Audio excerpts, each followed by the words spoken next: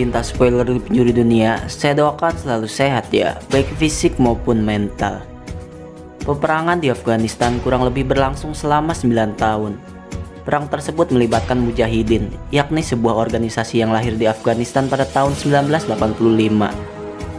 Mereka memerangi Uni Soviet dan Republik Demokratis Afghanistan hingga menimbulkan kekacauan yang cukup besar. Salah satunya adalah memicu pembubaran Uni Soviet di tahun 1991. Film ini berjudul The Nine Company yang diproduksi pada tahun 2005. Sesuai judulnya, film ini menceritakan perjalanan Kompi 9 saat bertempur melawan komplotan Mujahidin. Yaudah langsung aja siapin sebatang, racik kopi kalian dan selamat menyaksikan.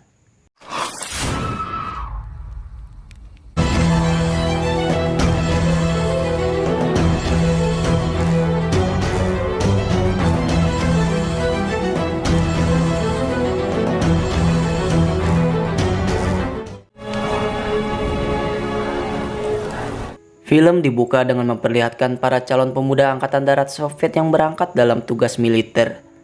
Satu persatu dari mereka berpisah dengan keluarga, sanak saudara, bahkan pujaan hati di tengah hujan gerimis yang mengguyur. Братцы, границы на замке, ключ! Сумки сюда! Пиво вот! Tiba di Bangkalan, para wajib militer langsung digunduli sebagai salah satu syarat untuk menjadi seorang prajurit. Dia bernama Oleg, satu-satunya prajurit yang berani berbuat nekat dengan memangkas rambut si tukang cukur hingga pitak.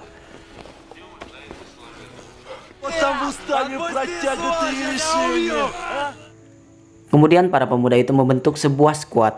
Ada Oleg si paling pemberani, Gios pelukis, Stas ayah dari satu orang anak, Ryaba juga, dan bergabung pula Palodia, pria yang paling cupu. Mereka adalah unit yang akan ditempatkan di wilayah Afghanistan. Ряба, Чугун.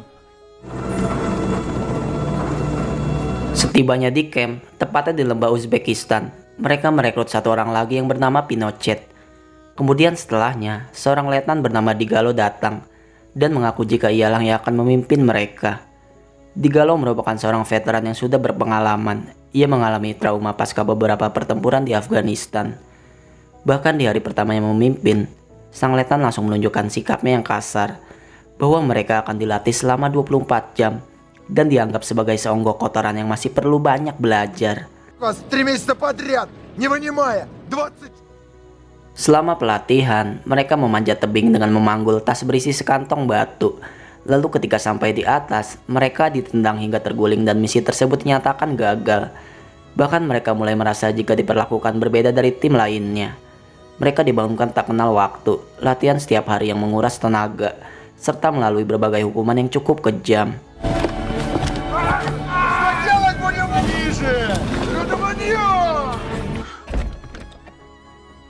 Tak jarang mereka melakukan kesalahan hingga berakhir dipukuli. Semua itu dilakukan untuk melatih fisik dan mental mereka dalam menghadapi medan pertempuran. Namun karena hal tersebut, Palodia memilih menyerah dan memutuskan untuk mengajukan pengunduran diri pada esok saat upacara. Saking kejamnya pelatihan itu, mereka meyakini bahwa tidak akan selamat bahkan sebelum mereka tiba di Afghanistan. Hari berikutnya, seorang jenderal Soviet bertanya, apakah dari mereka ada yang ingin mundur dan berubah pikiran? Palodia dan seri yang awalnya berniat untuk berhenti, tiba-tiba membatalkan keputusan mereka dan tetap tinggal.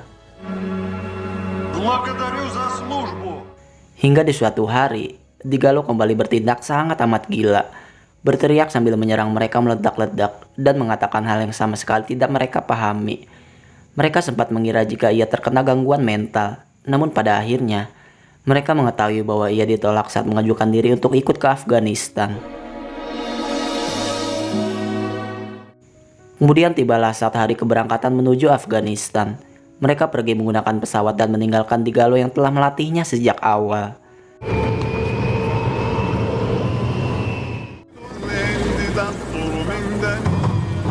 Singkat waktu, pesawat tiba di pangkalan udara Bahram. Mereka disambut oleh pasukan penerbang Rusia yang sudah melakukan dinas militer dan akan kembali ke rumahnya.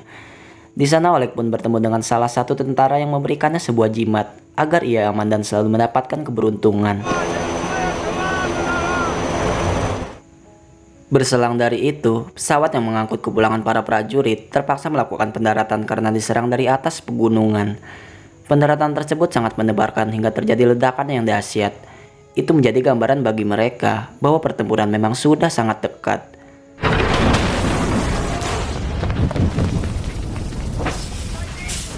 Tak lama kemudian, para prajurit ditempatkan di Kompi 9, yakni tempat Letnan Digalo sebelumnya bertugas, di mana dua teman yang bernama Ryaba dan Pinochet harus ditempatkan di kompi yang berbeda. Четвертую роту за мной. Setibanya mereka di sana, mereka bertemu dengan Hohol yang merupakan komandan kedua dari Digalo. Ada pula Afanasi dan Sersan Kurbasi yang merupakan anggota medis. Setelah itu, Hohol mulai memberitahu bahwa misi mereka dalam beberapa hari ke depan adalah mempertahankan posisi dari ketinggian dan melindungi konvoi. Меня задрать вас день и ночь, чтобы... Kemudian keesokan harinya, Kompi 9 meninggalkan markas besar dan tiba di sebuah pos untuk menggantikan kompi yang sebelumnya. Di tempat itu, mereka langsung menggelar pertahanan dan menghabiskan sebagian malam di pangkalan. Hingga saat pagi tiba, seorang bernama Patefon mengajak mereka untuk latihan menembak. Di mana saat di perjalanan, mereka terlibat pertempuran kecil dengan kelompok mujahidin yang dipimpin oleh pria bernama Ahmed. Namun serangan mereka meleset hingga musuh berhasil meloloskan diri.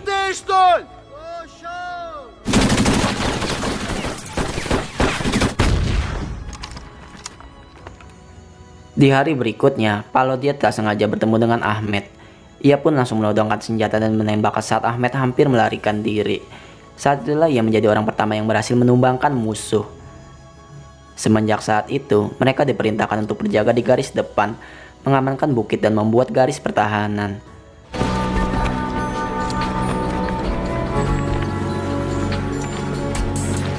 Первый я девятка. Первый я... Kemudian pada malam hari, mereka dikejutkan dengan kemunculan Kompi 1 dengan regu yang telah babak belur, di mana kondisi psikis Ryaba mengalami guncangan yang sangat amat parah. Кордон расстреляли, один остался. Dan karena khawatir para mujahidin akan kembali menyerang, beberapa tentara diperintahkan untuk menjaga perbukitan. Namun Stas tertidur hingga ia pun dipukuli atas kelalaian saat berjaga. Ia diperingatkan bahwa perbuatannya sangat fatal dan bisa membahayakan seluruh nyawa. Из-за одного долбоеба, как ты, который заснул... Со мной. Di hari selanjutnya, Gio mendapat hukuman untuk mencari korek api. Dengan segala cara, ia mendatangi seorang kakek Afghanistan dan memintanya menukar makanan dengan beberapa bungkus korek. Dan meskipun ada kendala bahasa, kakek itu membawa dia menuju desanya, di mana dia harus melewati tebing yang curam serta perkampungan dengan suasana yang sangat mencekam.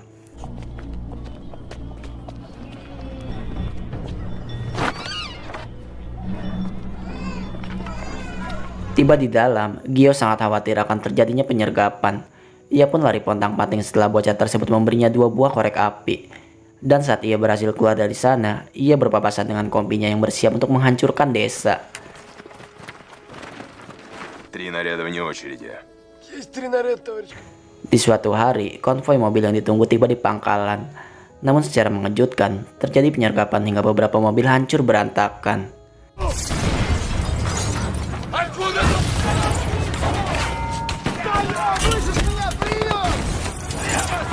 Pertempuran pun kembali pecah. Pertahanan mereka dibuat patah karena tak cukup menunggu pasukan mujahidin akan muncul dan menggagalkan konvoi mereka.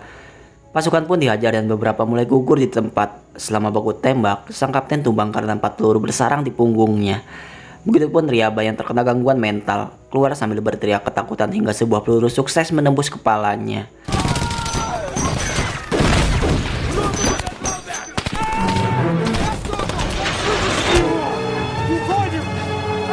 Sementara itu, Hohol bersama prajurit yang mengejar para mujahidin di dalam sebuah lubang.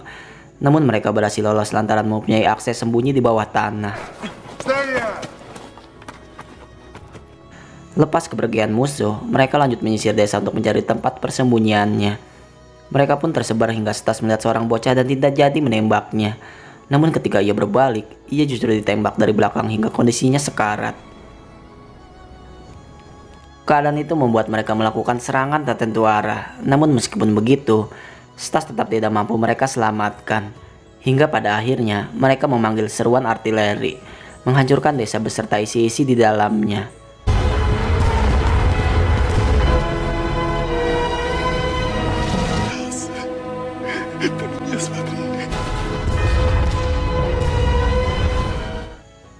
Waktu demi waktu berlalu, Avanasi memimpin beberapa orang dari kompi itu untuk mencari kaleng makanan dari konvoi tentara yang lewat. Mereka pun saling bercerita rencana mereka ke depannya setelah keluar dari Afghanistan. Hingga di penghujung tahun, Pinochet kembali bergabung lantaran didepak dari kompinya yang lama. Dan seolah lupa akan pertempuran serta penderitaan selama berbulan-bulan, mereka menikmati malam tahun baru dengan berpesta. Наливай.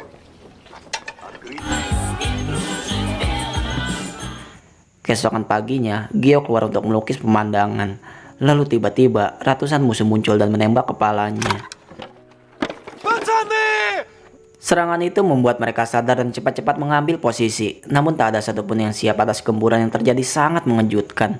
Lantas mereka pun mengeluarkan senapan mesin, melesatkan serangan berkali-kali hingga roket RPG meluncur dan mengobrak-abrik pertahanan mereka.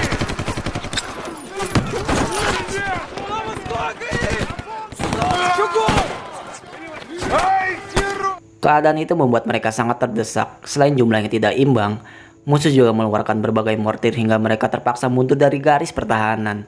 Dan ketika hendak meminta bala bantuan lewat radio, mortir tepat jatuh dan sukses memutus jalur komunikasi.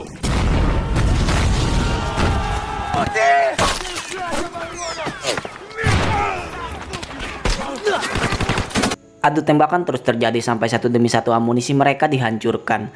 Dan bukannya semakin berkurang, komplotan mujahidin kembali datang sampai terjadi pertarungan dengan jarak dekat.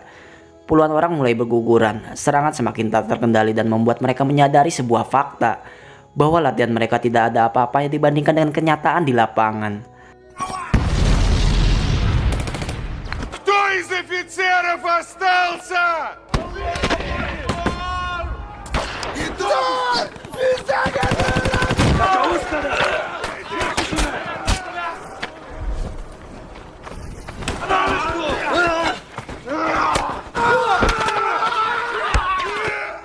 Lepas bagisnya pertarungan yang membuat mereka kehilangan separuh pasukan, Avanasi mulai melepas kembang api dengan harapan bala bantuan akan merespon.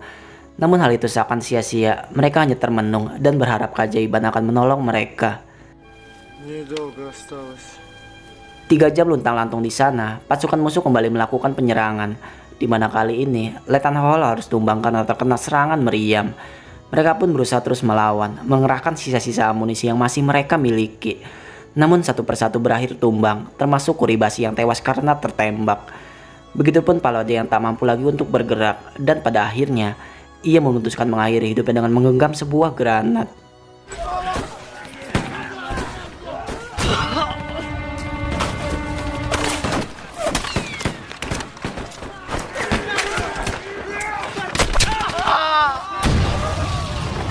Dengan pasukan yang tersisa, mereka kembali bangkit untuk melakukan perlawanan, hingga mereka pun berhasil memukul mundur dan meraih kembali posisi mereka.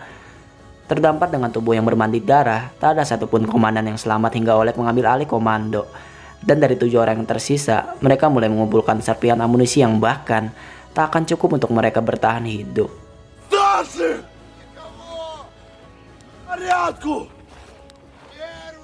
Berbekal tekad dan keberanian, saat para mujahidin kembali muncul, mereka melakukan perlawanan terakhir seakan tak peduli jika mereka harus mati hari ini. Saat itu Avanisi tertembak, begitupun musuh yang berjatuhan ketika bala bantuan tiba.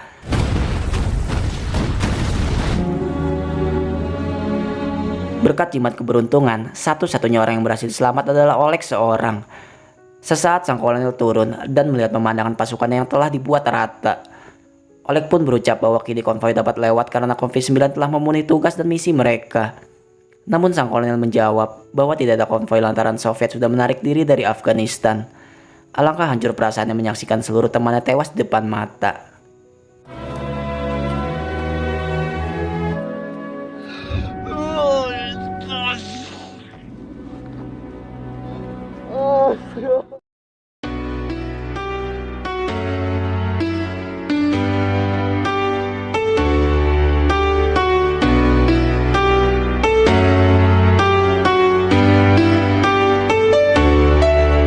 Pada tanggal 15 Februari 1989, mereka meninggalkan Afghanistan. Oleg berada di salah satu mobil dan menyatakan simpatinya karena 2 tahun kemudian, negara yang mereka perjuangkan akan menghilang. Ia juga tidak tahu menahu jika Letnan Digalo telah melatih anggota baru dan kemudian tewas karena stroke yang menimpanya. Mereka mulai tersebar dan melalui hidup sendiri-sendiri. Beberapa ada yang sukses dan beberapa juga jatuh miskin. Dan Covid-19 pun meninggalkan Afghanistan. Saya akhiri review kali ini dan sampai berjumpa lagi.